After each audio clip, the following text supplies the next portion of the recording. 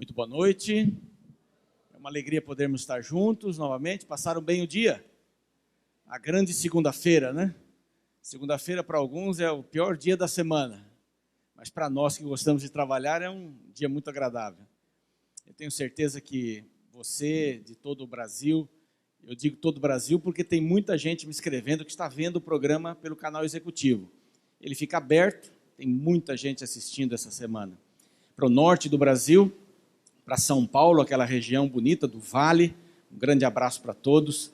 Eu tenho certeza que hoje nós vamos ser muito abençoados com a palavra de Deus. Ontem falamos um pouquinho sobre orgulho, que é um dos pecados capitais. Deixa eu ver se o púlpito já chegou, não? Está chegando? Mas, eu tenho que ficar de lado. Muito bem. O púlpito vai chegar, daqui a pouco vocês vão ver a mágica do púlpito aí. Mas estamos falando sobre os pecados capitais. Eles não existem na Bíblia como sistematizados, eles estão na Bíblia, em algum lugar. Mas, obrigado. A igreja romana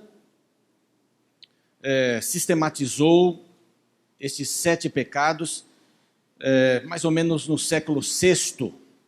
No século IV, eles apareceram como uma resposta contra Constantino, que havia oficializado a igreja.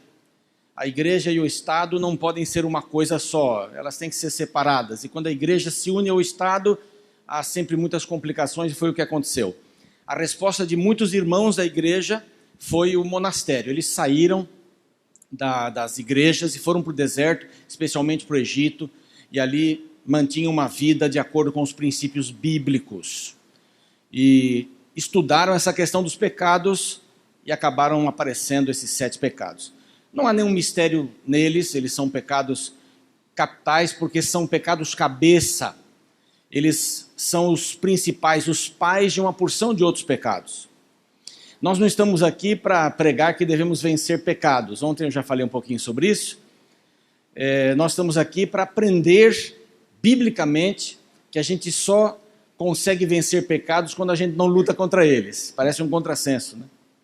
Mas Cristo nos pede que sejamos ramos obedientes, presos na videira, e aí então teremos a vitória, não só sobre os pecados, mas a vitória desta vida, para a vida eterna, para o reino de Deus. Hoje nós vamos falar sobre a inveja. Que pecado é esse, inveja? Eu nunca vi alguém pedindo oração porque é invejoso. Olha, eu peço oração, orem por mim porque eu sou invejoso. Parece que a inveja é uma coisa muito feia, né? E ninguém se diz invejoso. Aliás, por causa dessa questão dos pecados, a gente sempre olha para os outros e acha que os outros têm coisas piores do que a gente. E isso nos alivia, de certa forma. É importante achar os defeitos dos outros. Criticar os outros é muito importante, porque aí eu cresço. O orgulho que vimos ontem é quando você olha as pessoas de cima para baixo. Eu até mencionei isso, de cima para baixo. A inveja é o contrário. A inveja é quando você olha as pessoas de baixo para cima. É quando você se torna pequeno diante das pessoas. E a inveja desencadeia uma porção de sentimentos. Você não só tem inveja ou sente muito porque a outra pessoa tem ou é alguma coisa que você não é, mas você quer ter aquilo. E você não só quer ter aquilo, uma ambição é uma coisa boa. Você pode ter uma ambição de estudar mais, de ser um melhor profissional, de ser uma melhor mãe, isso é uma coisa boa. Mas a inveja ela é pior do que isso. Ela, além de observar a qualidade de uma outra pessoa, ou o que a outra pessoa é, ela deseja, a pessoa invejosa deseja ter aquilo para ela, mas que a outra pessoa deixe de ter. Então eu quero anular a outra pessoa para que eu tenha o que é dela. Então a inveja é uma das coisas nocivas. O orgulho e a inveja, dizem alguns, Tomás de Aquino e outros, que são os pecados, os primeiros pecados. Lúcifer, vimos ontem, teve o pecado do orgulho e da inveja. Ele quis ser igual a Deus. Ele queria ocupar o lugar de Deus. E qual é a grande luta de Lúcifer aqui em nosso mundo, nossa terra, nossos dias? É justamente isso. é que você o coloque no primeiro lugar da sua vida. Ele quer ocupar o lugar de Deus, quer ser Deus para nós, para mim, para você também. Ontem nós mencionamos que o orgulho é quando você encontra o eu. E reputamos a Lúcifer o autor da expressão eu faço, eu sou, eu quero. O céu tinha um clima de relacionamento, de alegria, de generosidade, misericórdia, de graça, e ele então veio com a palavra ou com a expressão eu quero. Eu. Era nós. A inveja está ligada a este pecado, por isso que ela é colocada aqui em segundo lugar na nossa semana. Você olha a pessoa de baixo, assim, eu quero isto, e quero que essa pessoa não tenha mais isso. O que ele tem e o que ele é aquilo que eu quero ser. Vamos ver 4 aspectos interessantes da inveja. O primeiro, ela aparece entre pessoas iguais. É o vício da proximidade. Por exemplo, eu não posso ter inveja do Robson, que canta tão bonito. Se eu for cantar aqui, eu acho que vai acabar a luz, vai acontecer alguma coisa. Mas eu tenho inveja de um outro pastor que prega bem. A proximidade. Eu posso ter inveja de um pastor que tem uma igreja maior que a minha. Isso eu posso ter, da proximidade. Uma mãe que olha o filho da outra. Proximidade, são mães. E o filho da outra ganha o papel na pecinha, no teatrinho da escola, o papel principal. E o filho dela ganha o papel de árvore. E não tem nenhuma fala. Então a mãe vai ficar pensando assim, mas meu filho tem condição de fazer isso. Então a inveja é assim, eu quero tirar o papel principal dele, que ele seja a árvore, e que meu filho seja o ator principal. Isso é inveja. Os pais que têm a filha que já está ali com seus 19 anos, não está namorando, e de repente chega um rapaz novo na igreja, e a filha da outra família se aproxima, então fica aquela questão, aquela guerra toda, e a mãe diz assim, aquela menina não presta. Por quê? Porque o invejoso tem que acabar com a outra pessoa. Filhos da inveja são o ódio, o assassinato. Muitas vezes, há uma maneira muito bonita de assassinar, que a gente chama a maneira de assassinar cristã, é através da palavra. Eu tenho que destruir a outra pessoa. E essa mãe vai ficar dizendo dessa menina, ela não presta, porque ela já namorou, e tal, minha filha tem muito mais qualidades. É isso que acontece com a inveja. Acontece na igreja também, com cargos na igreja. Por que ele é o primeiro ancião e eu não sou o primeiro ancião, o primeiro líder da igreja? Eu tenho todas as condições para ser líder de jovens na minha comunidade. Mas por que elegeram esse camarada? Eu não vou ajudá-lo e vou ficar torcendo para ele cair. Eu quero tomar o lugar dele e quero que ele não exista mais. Eu, como seguidor da inveja, começo a ter ódio, e aí vem outros passos até chegar na morte da pessoa. Já ouviram essa expressão? Fulano morreu para mim. Já ouviram? Já disse? Não precisa levantar a mão. Mas, fulano morreu para mim. O que quer dizer isso? Ele não existe. Eu anulei ele por alguma coisa que eu queria, alguma coisa que ele não me fez, eu matei essa pessoa. A inveja leva à morte. E dos pares, das pessoas iguais. E das pessoas que estão próximas. Porque você não tem inveja de uma mãe japonesa, que vive lá no Japão, em Okinawa. Okinawa fica no Japão? Fica, né? Acho que fica. Você não tem inveja, você não conhece, você conhece a sua vizinha. Você conhece o seu vizinho. Você é engenheiro, seu amigo é engenheiro, uma promoção, ele vai e você fica. E você é mais velho que ele. Você tem uma pós-graduação e ele vai. Você não vai ter inveja de alguém que você não conhece, de alguém que você conhece. Por isso que esse é um dos pecados terríveis. Ele quebra relacionamentos.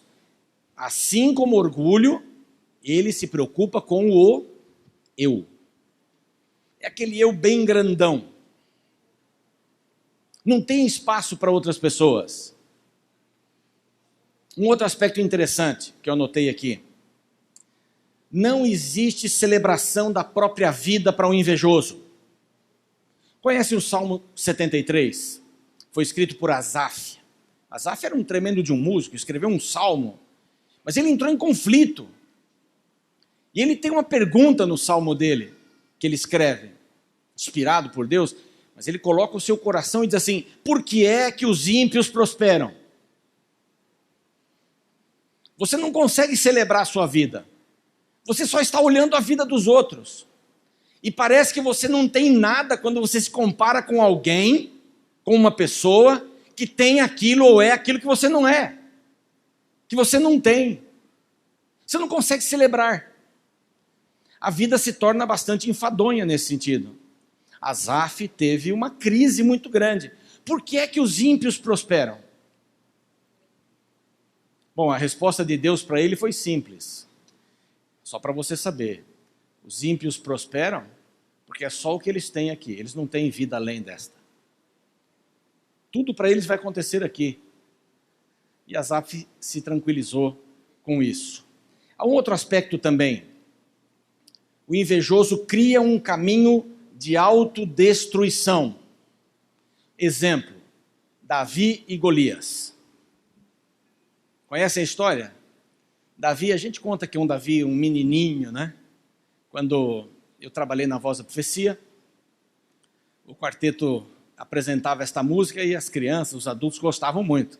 Sou um rapaz Davi, uma pedrinha tomou e jogou, aí sempre um deles era o gigante. Geralmente o baixo é o gigante e cai, etc. As pessoas gostam disso. Mas ele não era um menininho, também não era um adulto, porque senão teria sido convocado para a guerra. Essa história está em Samuel 17.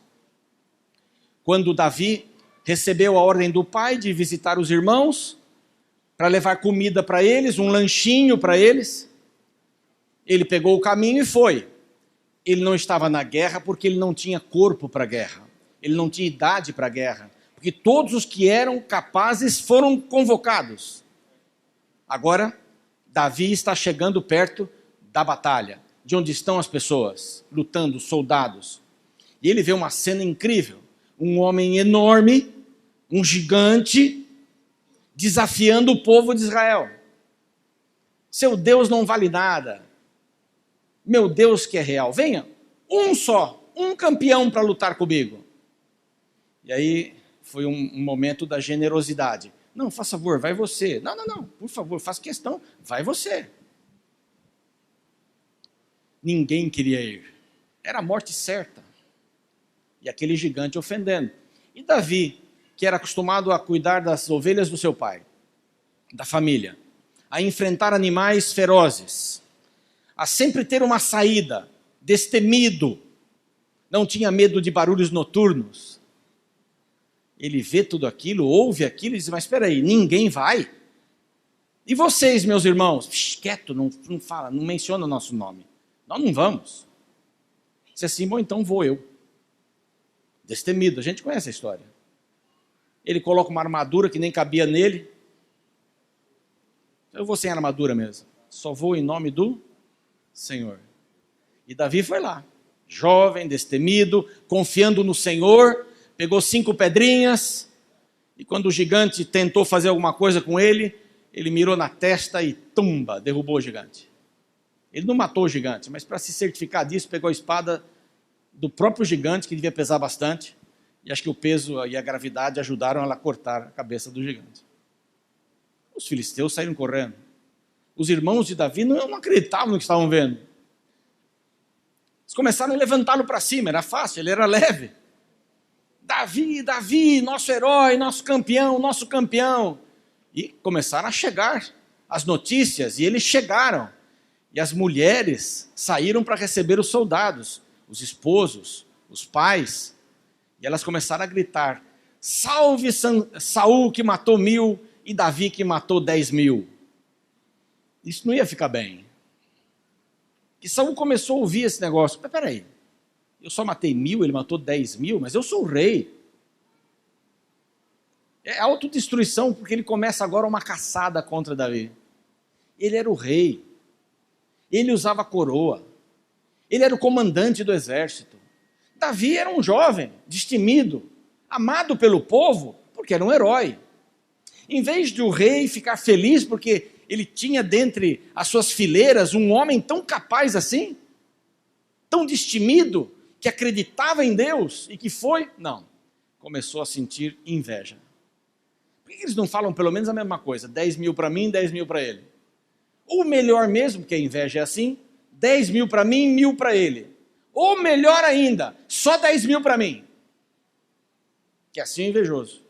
Quer tirar o que o outro tem.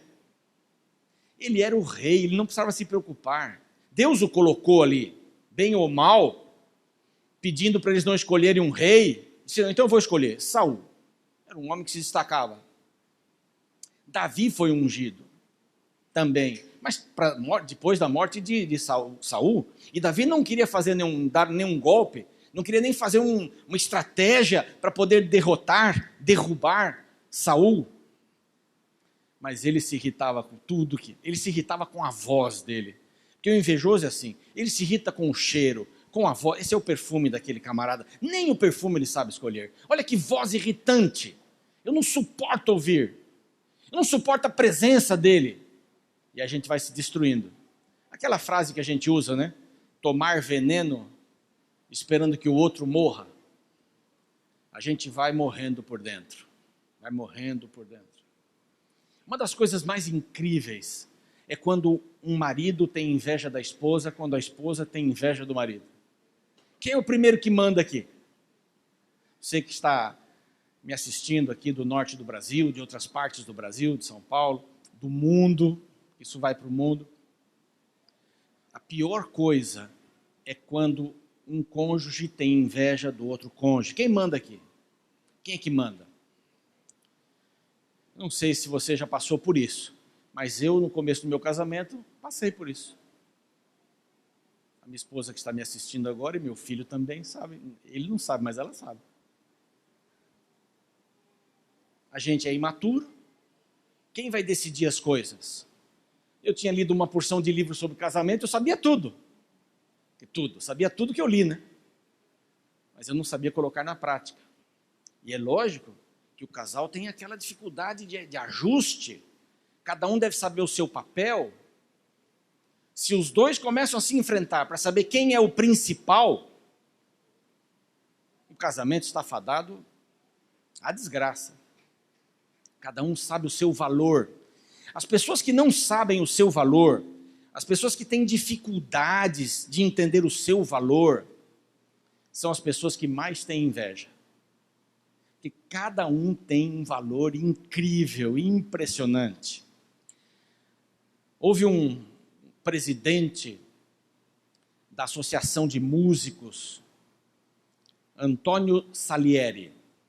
Ele era um homem brilhante. Ele é que tocava para os príncipes. Ele regia a orquestra. Ele foi professor de Beethoven. Imaginem o nível do camarada. Mas ele começou a conhecer um rapaz chamado Mozart. Já ouviram falar?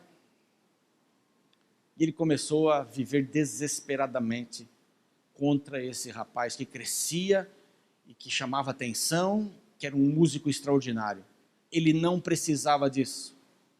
Ele era reconhecido. Tem um filme chamado Amadeus, que conta a história do livro.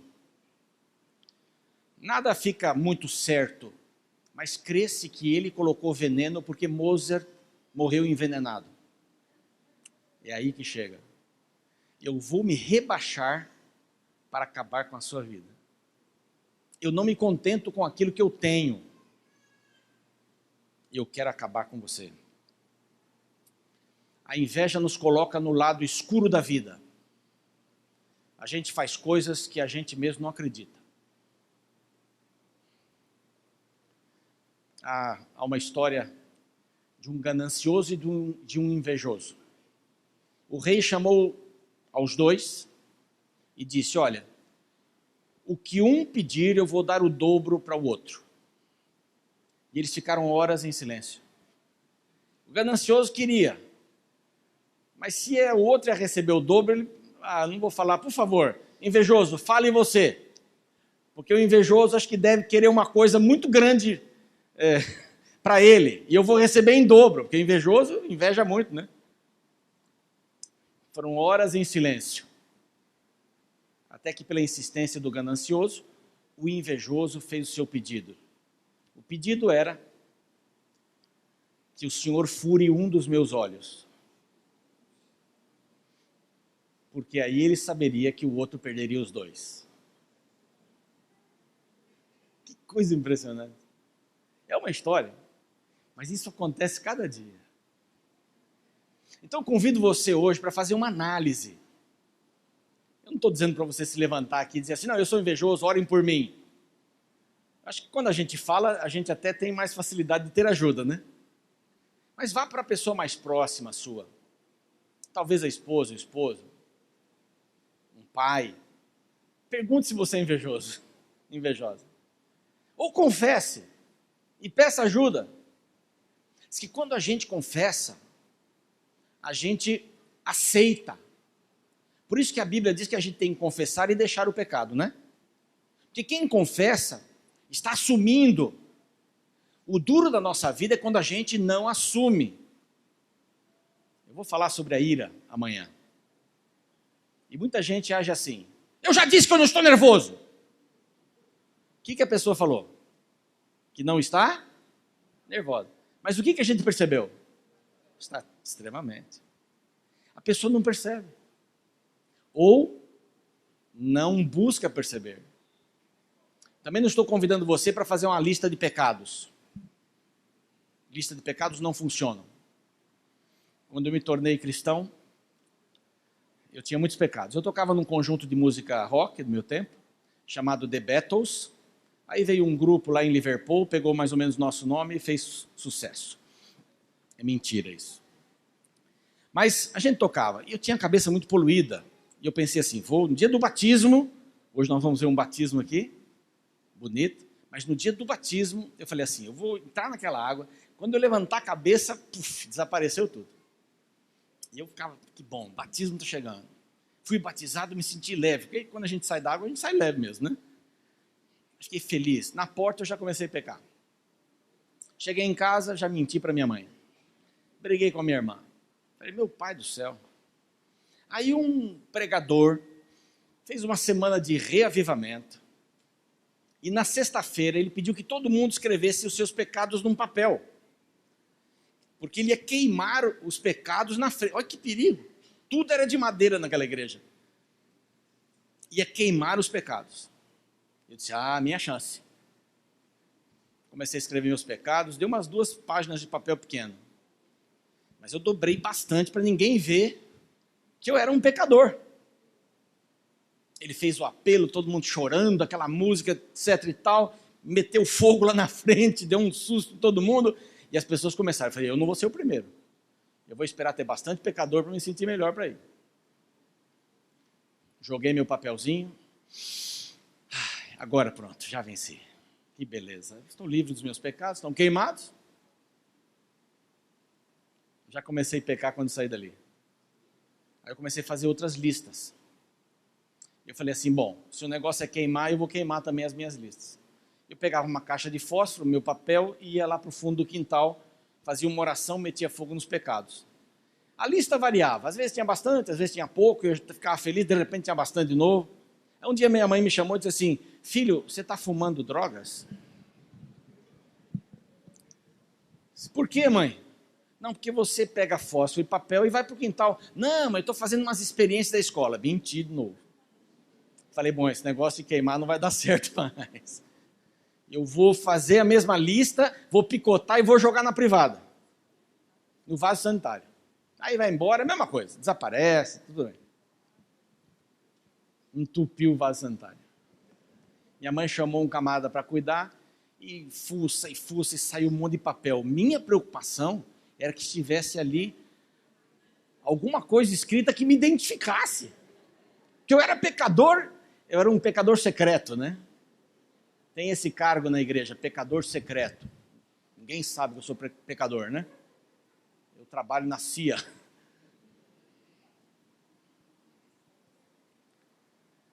Mas não, a água apagou a tinta.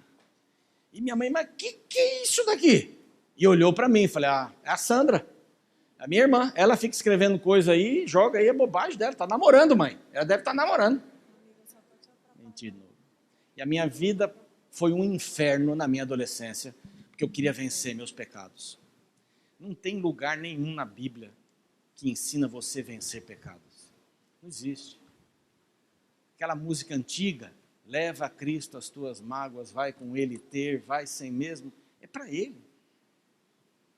Ele diz, vinde a mim, cansados, venham para mim, cansados de pecar. Nós precisamos nos render a Cristo.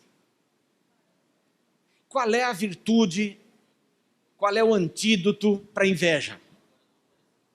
Há um texto muito bonito que está em Tessalonicenses 5:18, é bem curtinho, que diz ali, em tudo, dai graças. Qual é o antídoto da inveja? A gratidão. A gratidão. Uma pessoa grata não tem tempo de ficar invejando. Porque ela é grata pelaquilo que ela é. Às vezes a gente era pequeno, pedia alguma coisa para o pai, para a mãe. Eles diziam assim, você nasceu no berço errado, você devia ter nascido numa outra casa. Porque aqui nós somos pobres. Isso dá um nó na minha cabeça, né? Será que eu não nasci no lugar certo? A minha mãe, depois quando eu tinha uma certa consciência, eu queria saber de onde eu tinha nascido. Como é que as crianças... Minha irmã nasceu, e aí minha mãe disse que ela tinha nascido... Minha mãe tinha uma plantação de lírios, nasceu nos lírios, que a cegonha veio trazer a minha irmã, a Sandra, que é muito linda, parecida comigo. Isso é mentira também.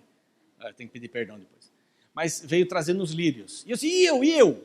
Ah, você? Como ela queria que eu comesse repolho, eu não gostava de repolho, ela disse que eu tinha nascido no meio a cegonha tinha me trazido no meio dos repolhos, que ela tinha uma plantaçãozinha de repolho. E eu dizia, mas esse negócio nojento, ruim, hoje eu como repolho. Mas eu não concebia isso. Poxa, mas repolho, isso diminuía a minha autoestima. A minha irmã nasceu no lírio e eu no repolho? Que negócio é esse? E meu irmão, o último, nós vimos a ambulância chegar em casa. A gente era maiorzinho. Minha mãe saiu buchuda e voltou vazia. E assim, e ele? Onde nasceu? Ah, ele nasceu no hospital porque ele vai ser médico. Ele é dentista, um bom dentista, hoje. E todo mundo nasceu bem, eu não tinha nascido bem. Repolho? Não tem lógica eu ter nascido no repolho. Isso afetou a autoimagem. E aí eu era gordinho, agora tenho esse corpo atlético que todos estão podendo admirar, mas eu era gordinho e as pessoas me chamavam de gordinho. Gordinho, nasci no repolho, meu destino é ser gordinho. Repolho é gordo, grande, eu vou ser assim, autoestima. Eu tinha as pernas grossas, na escola tinha que usar calça curta, azul marinho, meia branca e sapato Vulcabras, que não acaba nunca, a gente tinha uma raiva daquele sapato. Queria ter sapato novo e ele durava. Chutava pedra, ele durava. Não tinha conversa com... E meu pai comprava sempre uns 2, 3 números maior, para encher de algodão no fundo e para durar o primário todo. Tremendo. Quando eu vi as pessoas rindo na rua, eu falei, é por causa da minha coxa. Gordinho, nasci no repolho, é para ser assim mesmo. Isso afeta a autoestima.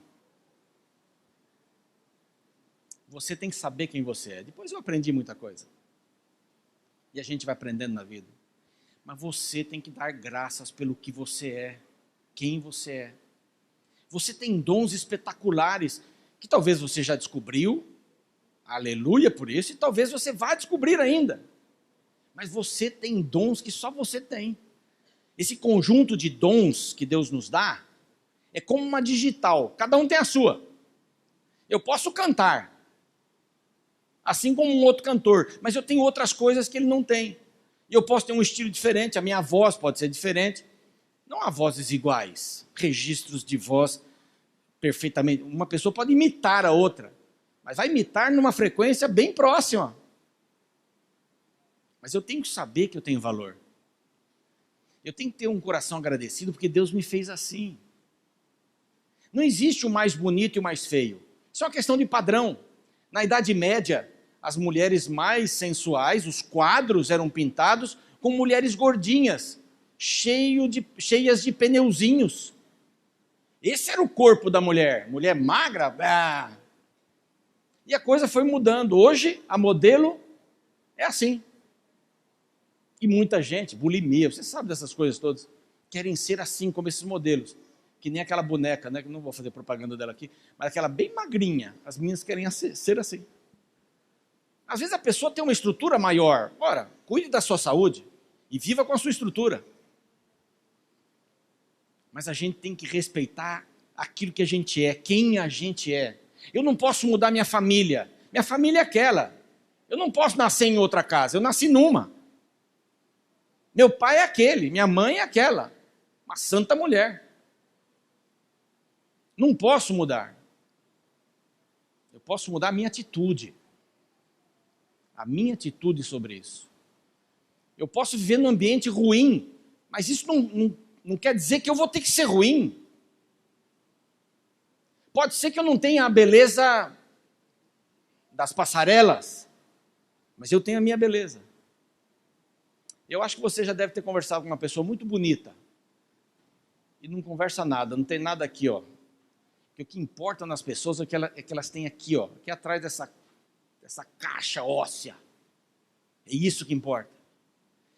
Nem a cor dos olhos. Minha irmã tem olhos verdes acastanhados. Meu irmão também. E eu nasci com olhos assim. E a minha irmã, a primeira que morreu, tinha olhos azuis. E eu já tinha um problema do repolho, né? Falei para vocês. E eu ficava pensando assim, mas por que justo eu tenho preto? Minha mãe é descendência alemã, meu pai é descendência de índio, italiano, era uma confusão. Português, angolano, tudo ali. E por que eu não tenho olhos assim? Aí um dia eu fui falar com a minha mãe, eu estou muito preocupado, por que meus olhos são diferentes? Será que eu sou seu filho? Olha o que o repolho causou na minha vida. Ela disse, não, é que você está crescendo, os seus olhos vão ficar mais claros. E eu estou esperando até hoje. Eu tenho que respeitar quem eu sou. Eu tenho que gostar de mim.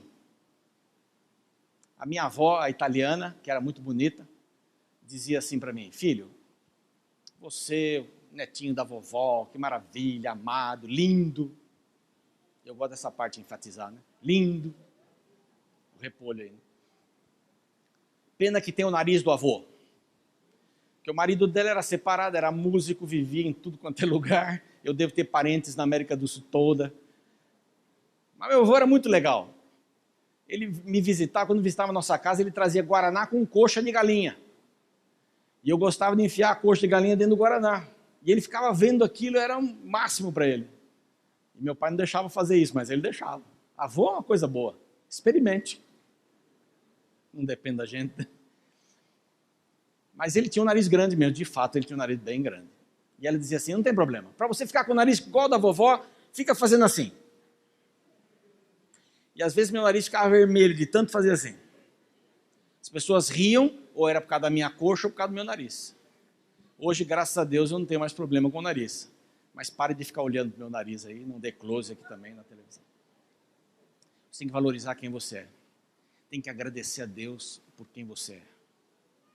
Você pode não saber fazer aquilo, mas você sabe fazer outra coisa. E se os dois trabalharem juntos, vão fazer coisas lindas, maravilhosas. E tem uma das coisas mais lindas aqui. O Apocalipse diz que você vai receber uma pedrinha. Qual o significado dessa pedrinha branca? Que tem um nome só seu.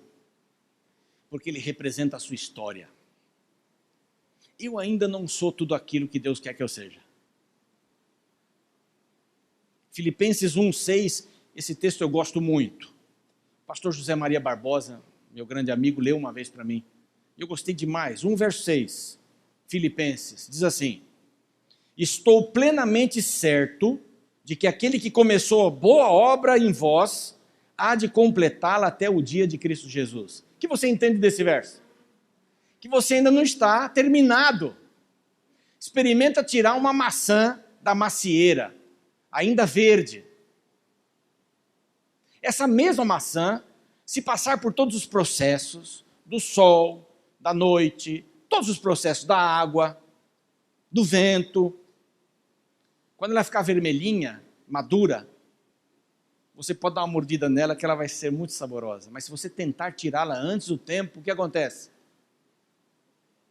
Você vê um pé, uma parreira de uvas, em casa também tinha muita coisa em casa.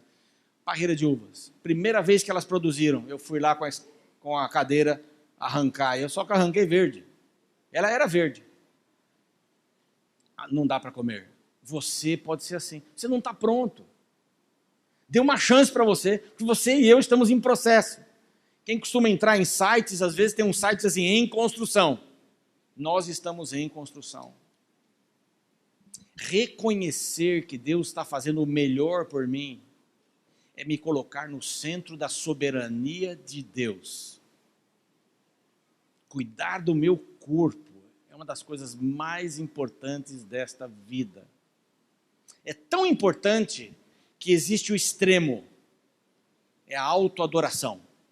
Há pessoas que não saem da academia, eu não condeno a academia. Eu mesmo estou pagando uma, já não vou há meses. Mas o problema não é a academia, o problema é você achar que tem que ter um corpo extraordinário. E aí quando você consegue ter um bíceps, um tríceps, esse negócio aí maior, você tem que andar de camiseta mesmo no frio, para mostrar. Aqui não é tanto problema que é quente, mas em São Paulo a gente encontra gente no inverno de camiseta, porque tem que mostrar. Isso é adoração. Cuidar do corpo. O corpo é o templo do Espírito Santo. Que coisa importante você saber os seus limites e saber as suas potencialidades. Colocar-se no centro da soberania de Deus. Ele cuida de mim. Entregar-se a Ele totalmente. Ele cuida de mim. Me leva, Senhor. Me dá um coração grato. A minha esposa, das muitas características que tem, ela sempre acorda sorrindo. Se ela não acorda sorrindo, é porque está muito doente. Sempre está sorrindo. Isso me faz um bem tremendo. Uma pessoa feliz, grata a Deus. Nós fomos presos, sequestrados na África, quando fui missionário ali. E eu tenho um coração mais duro que a minha esposa. E ela logo já estava agradecendo a Deus pelo que nós tínhamos passado. Eu demorei um pouco para agradecer, hoje eu sou muito agradecido, porque aprendi muitas lições. Não permita que os outros digam ou façam você ser menor do que Deus se propôs para você, para a sua vida. Não permita. Fique no centro da soberania de Deus. Hoje nós temos aqui um batismo. Ele vai ser feito pelo pastor Fábio. É a Tessia, não é? Tessia. A Tessia tem uma história, é Tessia, né? A Tessia tem uma história interessante. Ela estava com a vovó, que estava bem doente, e acabou falecendo sua vovó. E a vovó disse para a Tessia assim: eu estou morrendo, mas eu não quero que você morra sem Cristo. Que bonito, né? Preocupação. A preocupação da vovó em que a neta, sem saber desse esquema teológico, deveria se colocar no centro da soberania de Deus. Quem manda na minha vida é Deus. Tudo que Ele fizer, tudo que Ele pedir, eu vou fazer. Tem aquela brincadeira? Tudo que o rei mandar, nós temos que viver essa experiência. Temos alguns parentes da Tessia aqui? Amigos? Aqui na frente? Que beleza.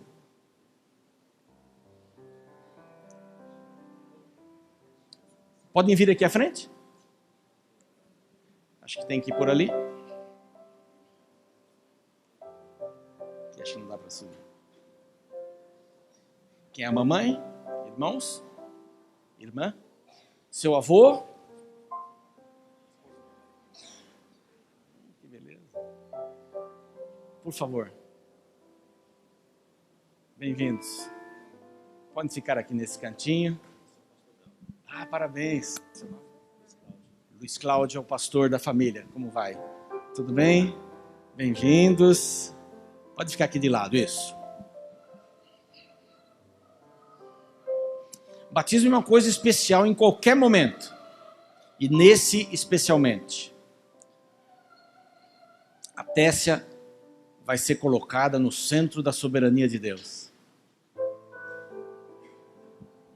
Tessia, segundo o seu desejo de estar nas mãos de Deus, no centro da sua soberania, segundo o seu desejo de segui-lo, de ser uma pessoa grata pela vida que você tem, pela sua experiência. Pode vir aqui. Ah, são os filhos. Os 3? Os 2. Vem aqui ver a mamãe. Coisa linda. Você quer vir também? Você não quer vir. Segundo esse desejo lindo que você tem, o pastor vai batizá-la para perdão dos seus pecados. Em nome do Pai, do Filho e do Espírito Santo. Amém? Uma salva de palmas para Jesus nesse momento. É uma coisa muito linda, é muito especial isso. Uma jovem mãe tomando a sua decisão. Esse é o vovô. Muito prazer, viu? Você é a esposa dele? Você é irmã dele? Tia, que beleza. Robson vai cantar uma música que é uma resposta. Viu, Tessia? Essa música é uma resposta a vocês todos que estão aqui. Todos já tomaram a decisão por Cristo? Se entregar por Ele? Todos? Amém. Essa música é uma resposta assim: eis-me aqui. Eis-me aqui. Essa é a resposta que temos que dar para Deus quando Ele diz assim: você quer estar no centro da minha soberania? Eis-me aqui. Você quer ter um coração agradecido? Eis-me aqui. Então ouça essa música. Não sei, há alguém aqui que não foi batizado ainda? Temos alguém que não foi batizado? Temos? Eu vou convidar você para vir aqui à frente. Eu quero orar por você. Quero pedir que Deus lhe abençoe, que você seja também uma pessoa que se coloque no centro da soberania de Deus. Tá bem? Pode vir aqui. Pode vir. Os amigos podem trazer os amigos. Você vem aqui, linda. Como é seu nome? Como? Caíla. Caíla. Mamãe tá aí? A vovó? Então a vovó vem aqui. Vem acompanhar. Se você quer estar no centro da soberania de Deus, venha enquanto nós ouvimos esta linda música, Eis-me aqui.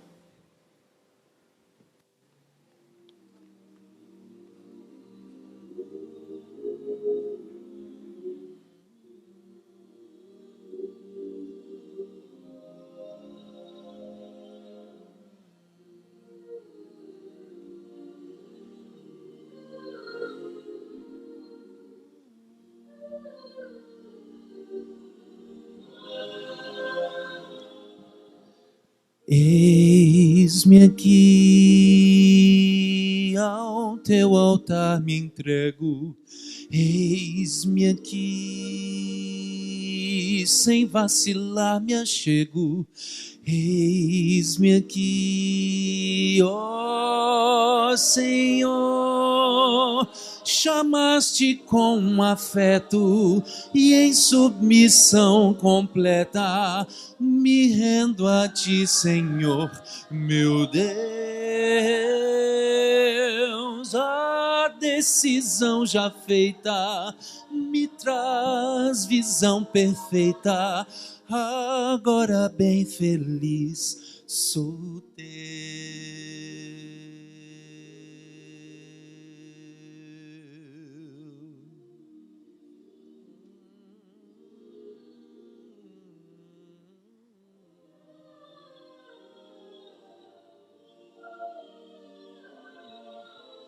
Eis-me aqui, dirija minha vida. Eis-me aqui, fiel serei na lida.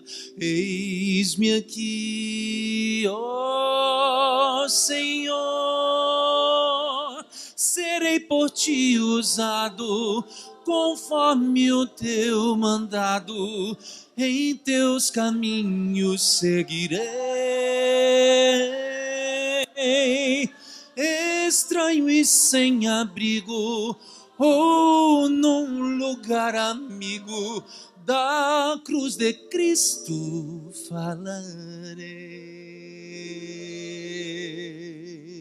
Cantem comigo essa resposta para Deus. Eis-me aqui,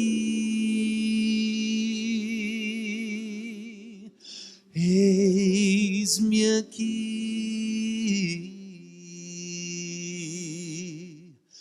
eis-me aqui.